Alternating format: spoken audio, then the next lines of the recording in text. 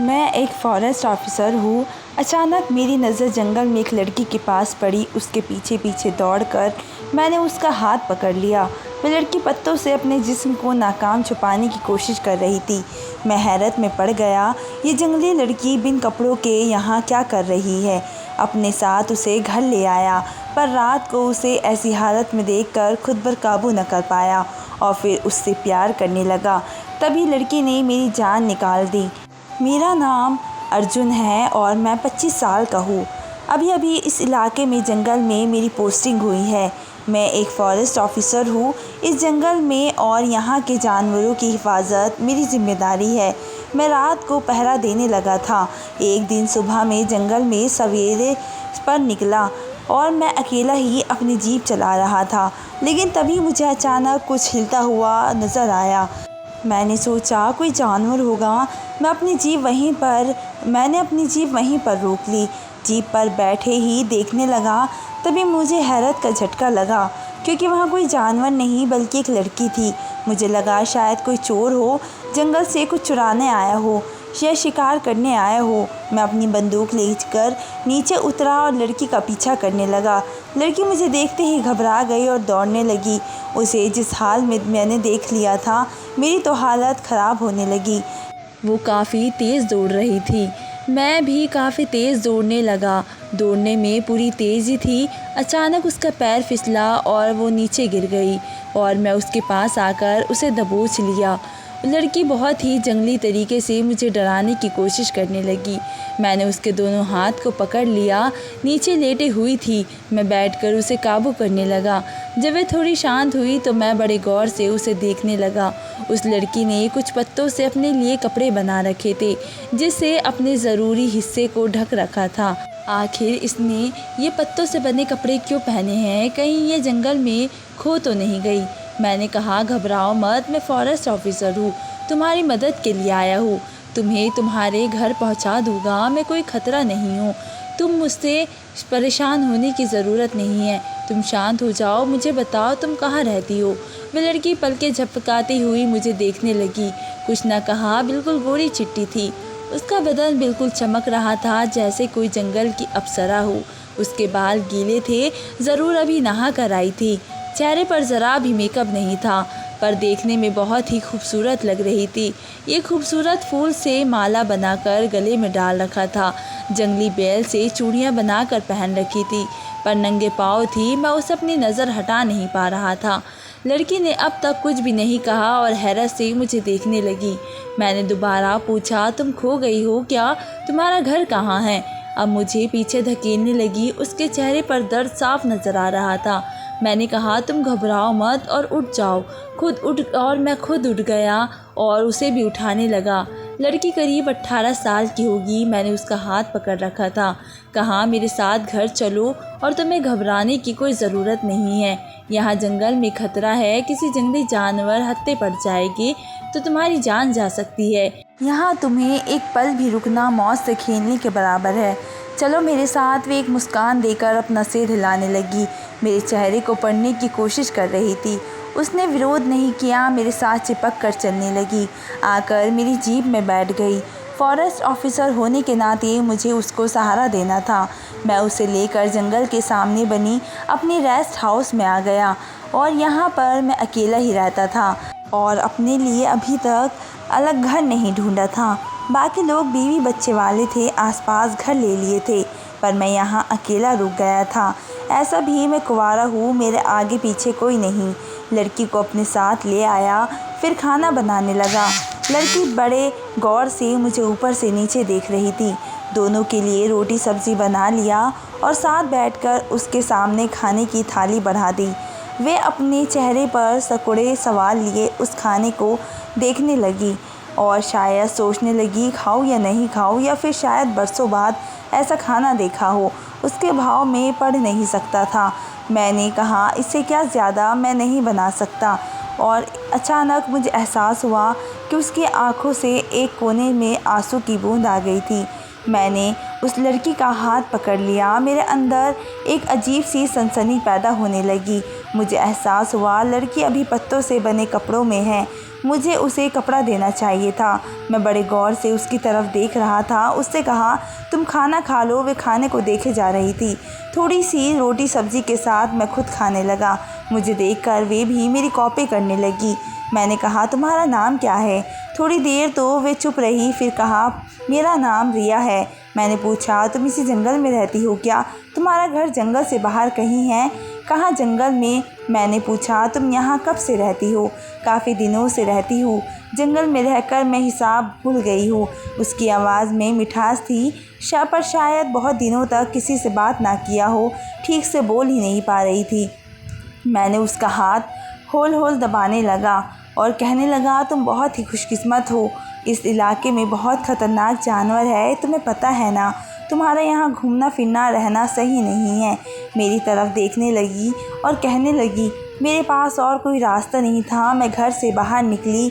पता नहीं उस लड़की की क्या कहानी थी। इतना कहकर वह बिल्कुल चुप हो गई थी।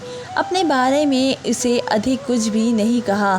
घूम घूम कर मेरी फॉरेस्ट के रेस्ट हाउस को देखने लगी और मुझे तो कुछ भी समझ ही नहीं आ रहा था। मैंने उसे पहनने के लिए कुछ कपड़े दे दिए और कहा, ये पहन लो। और वे मेरे करीब आ गई। कहने लगी, मैं ऐसे ही ठीक हूँ। किसी तरीके से पत्तों से स्कर्ट और टॉप पहने सब कुछ साफ नज़र आ रहा था। उसे देखकर तो मेरी हालत बहुत ही ख़राब हो रही थी। मन में ख्याल आ रहे थे, उसे अपनी बाहों में लेकर प्यार करूँ। इंसान के अंदर शैतान छुपा रहता है। जितना उसको देख रहा था, मेरे अंदर का शैतान जागता जा रहा था। जंगल की लड़की है, अगर उसके साथ में कुछ करो तो कोई फ़र्क नहीं पड़ने वाला नहीं है और जंगल में दोबारा छोड़ दूँगा। ऐसे विचार आने लगे थे और अपने आप को रोक नहीं पा रहा था। मैं मदहोश होने लगा। वे लड़की ऐसे ही इधर उधर घूमने लगी। मैं उसे देखे जा रहा था। रात होने का इंतज़ार करने लगा। इस फॉरेस्ट हाउस में केवल 3 घंटे ही लाइट रहती थी। रात को लाइट नहीं रहती, पूरा अंधेरा रहता। रात में यहाँ लाइट जलाने की इजाज़त भी नहीं है।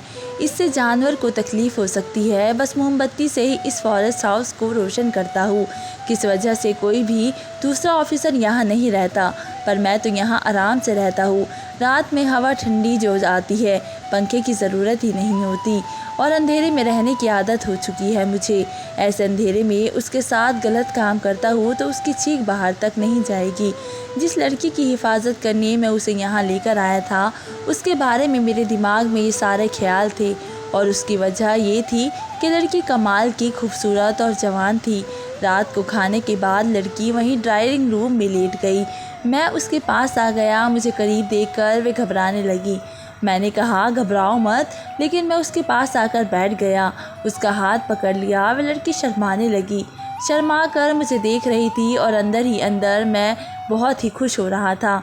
उसका साथ बात चलाने के लिए मैंने बातों बातों में पूछा, तुम अपने बारे में कुछ नहीं बताती, क्या मजबूरी थी तुम्हारी? क्या तुम यहाँ आ गई हो? मैं इतना ही पूछा था कि उसने मेरा हाथ पकड़ लिया, मेरे कंधे पर अपना सर रख दिया। उसके चेहरे को देखकर लग रहा था जैसे किसी से डर रही हो। ऐसी हालत में मैं उसकी हिफाजत करना चाहता था। मैंने उसे कस कर पकड़ लिया था। लड़की को लेकर जो बुरे ख्याल मेरे अंदर आ रहे थे, उसे मैं दूर करने की कोशिश करता। वो लड़की शायद मुझ पर भरोसा करने लगी थी। ऐसी लड़की के साथ मैं कैसे गलत कर सकता था?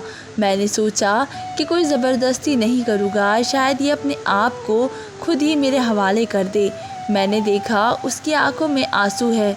मुझ पर इस कदर झुकी हुई थी कि मेरी सांस रुकने लगी। अचानक मैं मुझे प्यार करने लगी। फिर हम दोनों एक दूसरे में खो गए। मैं पूरे तरीके से अपना होश गंवा बैठा था। पहली बार कोई लड़की मेरे इतने करीब आई थी। मैं उसे छोड़ना नहीं चाहता था। मेरे अंदर ज्वालामुखी की आग इस कदर भड़क उठी थी कि यह लड़की ही मुझे शांत कर सकती थी। मैं जितना उसे पर हमला करता, वे भी मुझ पर उतना ही हमला करती। दोनों तरफ आग बराबर की लगी हुई थी, लेकिन उसकी हरकतें इंसान जैसी नहीं बल्कि जानवरों जैसी थी। यही बात मुझे हैरत में डाल रही थी। पर अचानक लड़की शांत हो गई। जाने क्यों लड़की के चेहरे पर एक ऐसी उदासी थी कि मैं उसके साथ कुछ ज़ोर ज़बरदस्ती नहीं करना चाहता था। उसे चादर से अच्छे से ढक दिया। मैंने कहा, तुम अपनी कहानी बताओ। उसने मेरा हाथ पकड़ लिया और पूछा, तुम्हारा नाम क्या है? मैंने कहा कि मेरा नाम अर्जुन है। उसने कहा, मेरे सौतेले बाप का नाम अरविंद है, तुम उन्हें जानते हो क्या? मैं बड़े गौर से देखने लगा। मैं उसके पापा को कैसे जानूँगा? मैंने ना में सर हिलाया तो कहने लगी, मेरे पापा भी फॉरेस्ट ऑफिसर थे, मेरी माँ के साथ इसी जंगल में रहते थे। मेरे असली पापा की मौत के बाद मेरी माँ ने इस फॉरेस्ट ऑफिसर से दोबारा शादी कर ली थी। सौतेले बाप मेरे ऊपर गंदी नज़र रखते थे। तब मैं 15 साल की थी। एक रात मैं सो रही थी कि कमरे में आ गए और मेरे साथ घिनौनी हरकत करने लगे। मेरे कपड़े बुरी तरीके से फाड़ दिए थे। बहुत ही डर गई थी और चिल्ला रही थी। मेरी माँ आवाज़ सुनकर दौड़ती हुई मेरे पास आ गई। मुझे जिस हाल में देख लिया था, मैं माँ से मदद मांगनी चाही। मेरे सौतेले बाप पर तो मानो शैतान सवार हो गया था। मेरी माँ ने एक भारी डंडे से मेरे बाप पर हमला किया था और मुझसे कहा था, यहाँ से भाग जाओ और कभी वापस मत आना। और फिर मैं दौड़ती हुई वहाँ से भाग निकली। तब से मैं इस जंगल में रहती हूँ। जंगल के दूसरे हिस्से में आदिवासियों का वास है। कभी वहाँ रहती हूँ तो कभी जंगल में घूमती फिरती रहती हूँ। इंसान से मुझे बहुत ही डर लगता है। मुझे नहीं पता मेरी माँ और मेरे सौतेले बाप का क्या हुआ था। मैं कभी जंगल से बाहर नहीं आई। उस लड़की ने एक सांस में अपनी सारी कहानी बयां कर दी। मैंने कहा, तुम अपनी माँ पापा के बारे में पता नहीं लगाना चाहती क्या? वह रोने लगी, कहने लगी, मैं अपनी माँ से मिलना चाहती हूँ, क्या तुम मेरी मदद करोगे? मैं तुम्हें कई बार जंगल में घूमते फिरते देखा है। तुम्हारी नज़र कभी भी मुझ पर नहीं पड़ी थी। आज मैं जानबूझकर तुम्हारे सामने आई थी। इस जंगल में पिछले 4 सालों से मैं अकेली तन्हा हूँ। तुम्हें देखते ही मेरे मन में बुरे ख्याल आने लगे थे। मैं तुमसे अपनी ज़रूरत मिटाना चाहती थी, साथ अपनी माँ तक पहुँचना चाहती थी, पर मुझे पता नहीं था तुम मेरे पापा के साथ मिले हो क्या नहीं। ना इसलिए मेरे मन में एक डर भी था। जाने क्यों मुझे मन किया कि तुम्हारे ऊपर भरोसा करूं। मैं मन ही मन में सोचने लगा, ये लड़की मुझ पर भरोसा करके मेरे पास आई और मैं इसके साथ बुरा सोच रहा था। अच्छा हुआ मैंने उसके साथ कुछ बुरा नहीं किया। इतना ही सोच रहा था कि लड़की मेरे पास आ गई और मुझे प्यार करने लगी। मैंने कहा, अभी सो जाओ, कल सुबह मैं देखता हूँ क्या मदद कर सकता हूँ। लड़की मेरे साथ मेरे बिस्तर पर ही लेट गई। वे मुझे बिल्कुल चिपकी हुई थी। एक पल के लिए भी मुझसे दूर नहीं जाना चाहती थी। शायद किसी बात का डर था उसके अंदर। मैं भी कसकर उसे अपनी बाहों में भर लिया था। उससे ही मुझे मोहब्बत का सुकून मिल रहा था। बहुत सुबह उठते ही मैं उसे अपनी माँ के पास लेकर चला आया। मेरी माँ को देखकर लड़की की आंखें बड़ी बड़ी हो गई। उसके मुंह से निकला मासी मासी शब्द सुनकर मैं भी हक्का बक्का रह गया। मैं अपनी माँ की तरफ देखने लगा। तब तक वो लड़की मेरी माँ की बाहों से लिपट कर रो रही है। कहने लगी, मासी मुझे पहचाना नहीं, मैं रिया हूँ। मेरी माँ के चेहरे से भी लग रहा था कि वह उसे पहचान चुकी है। माँ की आंखों में आंसू आ गए। मुझे तो ये सब कुछ समझ ही नहीं आ रहा था। मैंने कहा, माँ ये सब क्या हो रहा है? मेरी माँ ने कहा कि तुझे पूजा कहाँ से मिल गई। मैंने उन्हें सारी बात बताई तो मेरी माँ मेरी बात सुनकर कहने लगी, पूजा मेरी दीदी की बेटी है। उसको तो सौतेले बाप ने उसके साथ बहुत ही गलत हरकत की थी। उसकी माँ ने उसे बचाने के लिए उसके सौतेले बाप पर हमला किया था। जब पूजा वहाँ से भाग निकली थी तो उसकी माँ भी वहाँ से भाग निकली थी। करीब 2 सालों बाद उसकी माँ ने मुझसे कांटेक्ट किया था और फिर हम इस शहर में रहने आ गए। बेचारी 2 सालों से यूं ही छुप छुपा कर ही शहर में रही। उसे डर है कि उसका पति उसे कहीं ढूंढ ना ले। मैंने कहा, उसके पति का क्या हुआ? उसने कहा, शायद उसके पति का तबादला हो गया है, शायद वे अब चैन की ज़िंदगी जी पाएगी। फिर भी न जाने उसके दिल में कैसा डर है, इसलिए मैं तुझे फॉरेस्ट ऑफिसर बनाना चाहती थी। अब मैं पूजा की ओर देखने लगा। जो लड़की अभी थोड़ी देर पहले मेरी बाहों में थी, मुझसे चिपकी हुई थी, वह लड़की मेरी बहन है। मैं उसे दिल से पसंद करने लगा था, उसके बेहद करीब आ चुका था। मैंने उससे मोहब्बत की थी। वे भी मेरी ओर देखने लगी। मेरी माँ ने हम दोनों की आंखों में पढ़ लिया था और मुझसे पूछने लगी, आखिर बात क्या है? मैंने कहा, फ़िलहाल तो पूजा अपनी माँ से मिलना चाहती है। जब हम सब उसकी माँ से मिले, पूजा अपनी माँ से लिपट कर फूट फूट कर रोने लगी थी। शायद उसकी माँ की एक गलत शादी की वजह से पूजा ने 4 साल जंगल में बिताए थे। अब मेरी माँ पूछने लगी कि तुम दोनों के बीच क्या माजरा है, बहुत देर से देख रही हूँ, आंखों आंखों में बातें कर रहे हो। अपनी माँ से क्या कहूँ, सच समझ में नहीं आ रहा था। मेरी माँ ने कहा, अगर तुम दोनों एक दूसरे से मोहब्बत करते हो तो वे बोलने से डर क्यों रहे हो। मुझे नहीं पता कि कुछ पल पहले उस लड़की से मैं मोहब्बत करता या नहीं। हाँ, उसके करीब ज़रूर आया था, पर अब पता चल गया कि मेरी बहन है। मैंने कहा, माँ ऐसी कोई बात नहीं है।